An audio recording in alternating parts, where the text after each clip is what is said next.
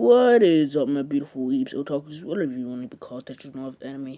195 subscribers. 5 more, and we're to 200. Never thought I'd be here, guys. This journey has come a long way. Never thought I'd be here, like I said on YouTube. I really thought when I first started YouTube that I would only have 15 subscribers, make 100 what is, and that'd be it. This is going to be the 100th video I've made. This is going to be the 100th video I've made. And we're almost at 200. So guys, thank you so much. And after we hit 200, we're aiming for 300. Now, today we're going to be doing What If Deku Was Cheated On and Became a Badass Part 2. Now, I actually really enjoy making this series, and I feel like this is going to be one of the series that I actually finish. Tomorrow, What If Gon was a part of the Phantom Troop Part 3. I know I've said it a lot, but it will actually be coming out tomorrow. So, let's continue. Deku would leave the hospital after talking to his mom. In the corner of his eye, he would see a girl with black hair. He wouldn't pay much attention to her, as he didn't really care about anybody. Except, that wasn't his mother, of course. So, if you were in the comment sections of the last video, you know where the ship is going. You know where the ship is going. So, Deku would walk back to UA and get there on time, as he didn't want to be too late. He would actually walk back home, go to sleep, and then go back to UA the next day, as he knows he passed. So, Deku would walk into 1A, seeing Bakugo and Uraraka sitting by each other talking, while Ito was giving them a stern lecture. Once Deku walked in the door, everybody went silent. Bakugo looked up at Deku and rushed over to him. "What are you doing here, damn Deku? I thought I told you that you weren't allowed to come here." Deku said, "Fuck off, Bakugo. Just because you have Uraraka riding your dick doesn't mean that you shouldn't be so confident." Bakugo then says, "What the heck did you just say?" Uraraka would actually blush herself, but she would also be angry. She liked seeing this side of Deku, as it was different from what he used to be. But also the comment about her riding Bakugo's, I know I said it once, but that was a one-time thing only. Was actually really embarrassing. And she finally got the answer to why he'd been acting like this. It's because he had figured out that she was cheating. Uraraka would walk up to Deku and walk up to where Deku and Bakugo were standing. "Hey, you didn't have to say that, you know." Uraraka would try to slap Deku, but he would quickly grab her hand and say, "Don't even think about touching me." Just then, Aizawa would come in, and he would say, "Sit down, everybody." Deku would actually go to his seat, as well, he didn't want to get a bad reputation with the teacher, just for the teacher to fail him as becoming a hero. Bakugo would actually begin to argue with Aizawa, saying, "Who gave you the right to tell me to sit down?" And Aizawa would then say, "What a pain. This year of students is going to be loud and noisy." He would then actually force Bakugo to sit down, and Uraraka would just sit down as well. Aizawa would then begin to talk with the students, and they would go outside for the ball test. Since Deku got the highest grade, he would be going up first. Aizawa would then say, "Oh, you're freely allowed to use your quirk." Bakugo and Uraraka would snicker, as they knew that Deku didn't have a quirk. This would actually enrage Deku, as just because he didn't have a quirk, they thought that he wasn't going to get far. Deku would wind up his arm and throw it back far. All Might would be watching from the sidelines. It would go farther than anybody else's that wasn't Uraraka's. This was actually crazy. Uraraka only passed because of her quirk. And she knew this. If she had actually thrown the ball, she probably wouldn't have even gotten close to Deku. Deku passed everybody that wasn't Uraraka, like I said. Or anybody that didn't get Infinity. There you go. Now, after throwing the ball, they would have all gone back to class. As I kind of forgot what happened after this, but if something happened, like, that was really, oh wait, no. Aizawa would, go to where All Might was sitting, as he knew All Might was there. I mean, like, it was pretty obvious.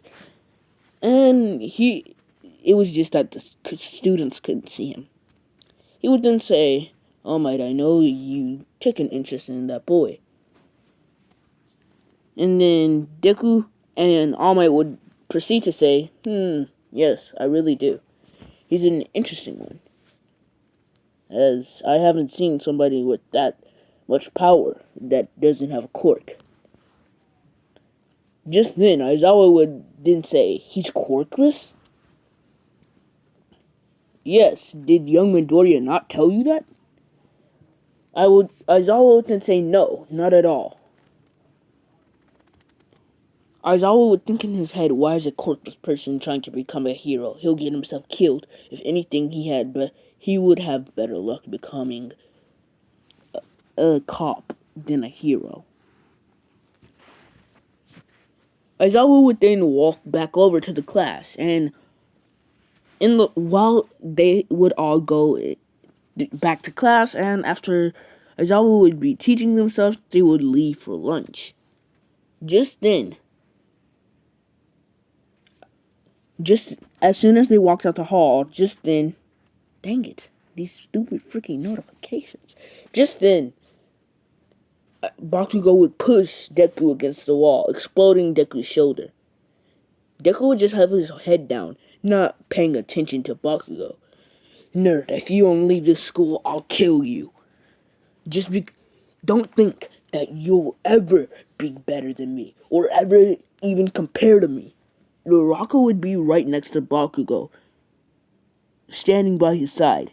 Ito would actually try to stop this and tell them to stop, but Bakugo would be ruthless and explode Ito's face. This would actually make Ito trip back. Deku would then say, hey, your name's Ito, right? Don't get in my battles. Deku would then cock back his fist and punch Bakugo straight in his face, breaking Bakugo's nose. Bakugo then stumbles back, holding his broken nose as blood droops from it. Ah! Ugh!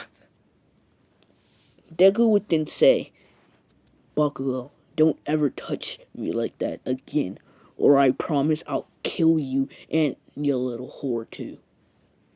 Or hoe. Uraraka would then begin to say, what did you just say? And try to slap Izuku again. This time she would actually land a hit, and then Deku would just look back, getting ready to hit her. But then he would stop, as he remembered that his mom said never to hit girls. But if she had thought, hit him. That's not what his mother told him, though. You know, I'm just saying. Super Saiyan. Let me stop. But Deku would then just proceed to walk to lunch, and Uraraka would have actually been really scared and tense when he was about to hit her. So when she opened his eyes to see Deku wasn't there anymore, she would have calmed down. Deku would have sit with the unnormal group of people, and then Canon. Momo would come over to him and say, hey, I just want to clarify that Momo was the girl with black hair that he saw. So, Momo would actually walk over to his table and say, hey, I saw you near the hospital. Deku was then say, "Oh, you were the girl with black hair. What do you want?" She would then say, "Can I sit next to you?" And Deku would begin to say, "Sure." Ida would come over to Deku and saying, "Well, that wasn't a very right thing of you to do, breaking Bakugo's nose, but he kinda deserved it." And Ida would sit down next to Deku. And just then, All Might would burst in, and he would actually have somebody unfamiliar. He would have his. If you guys have seen the movie, you know who Melissa Shield is. So then, just then, he would actually come in with his nephew, Melissa Shield, and she a baddie. So she would actually see Deku, and All Might would be walking over to Deku. Melissa would actually sit next to Deku's friends and Deku. This would be the little group, no, the new group of Deku squad, without Todoroki right now. So, just All Might would then ask for Deku to come with him.